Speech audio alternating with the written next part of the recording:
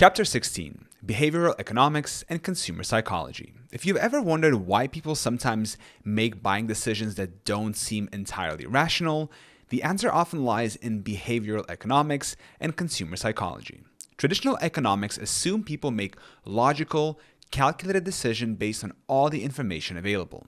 But in the real world, people buy based on emotions, biases, habits, and mental shortcuts, and they justify those choices with logic afterward. The better you understand these patterns, the more effectively you can design offers, messaging, and experiences that influence how people feel and act. One of the most powerful concepts in consumer psychology is the idea of cognitive biases. These are predictable ways in which people's thinking can be influenced. For example, there's the scarcity effect. When something is limited in quantity or only available for a short time, people tend to want it more. That's why limited time offers and only 3 left in stock messages work so well.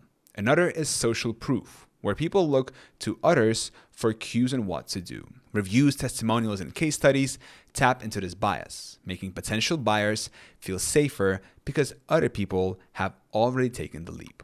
There's also the anchoring effect, which happens when the first piece of information someone sees heavily influences their perception of value. If you show a $1,000 product next to a $500 product, the $500 product feels like a deal, even if it's still expensive. Retailers use this all the time by showing original prices next to discounted ones. Similarly, framing, the way information is presented, can dramatically change how it's perceived. Save $100 and get $100 off are mathematically the same, but one might feel more appealing depending on the context. Another important psychological trigger is loss aversion. Studies show people are more motivated to avoid losing something than to gain something of equal value. This is why free trials work so well. Once someone starts using your product, the thought of losing access can push them to buy.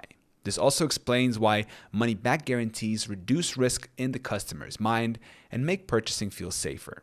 Commitment and consistency is another principle you can use. People like to be consistent with their past actions and commitments. If someone has taken a small step toward your offer, like downloading a free guide or joining a webinar, they're more likely to take a bigger step, like buying your full product. This is the foundation of the foot in the door technique, where you start with a small ask and build from there. Then there's the paradox of choice. While it might seem like giving customers more options is better, too many choices can actually overwhelm them and lead to no decision at all. This is why successful businesses often simplify their offers, focusing on a few clear packages or price points rather than an endless list of options. By making the path to purchase straightforward, you make it easier for people to say yes. Another fascinating part of consumer psychology is the role of storytelling.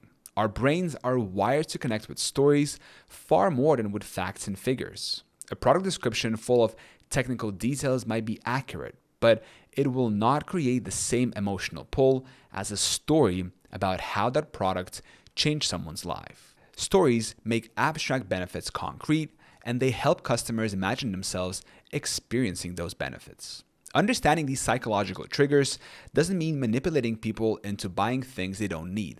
The most ethical and sustainable use of these principles is to help people make decisions that genuinely benefit them, while removing unnecessary friction and doubt from the process. The goal is to present your offer in a way that's as clear, compelling, and emotionally resonant as possible, so that the right people can recognize its value. When you combine behavioral economics with a deep understanding of your customer, you start to see patterns in how people respond to offers. You notice which words, visuals, and formats make them engage more. You recognize when they're hesitating and know what reassurance they need to move forward. And over time, you can refine your marketing and sales so that more people say yes. Not because you're pushing harder, but because you're speaking directly to how they think and feel.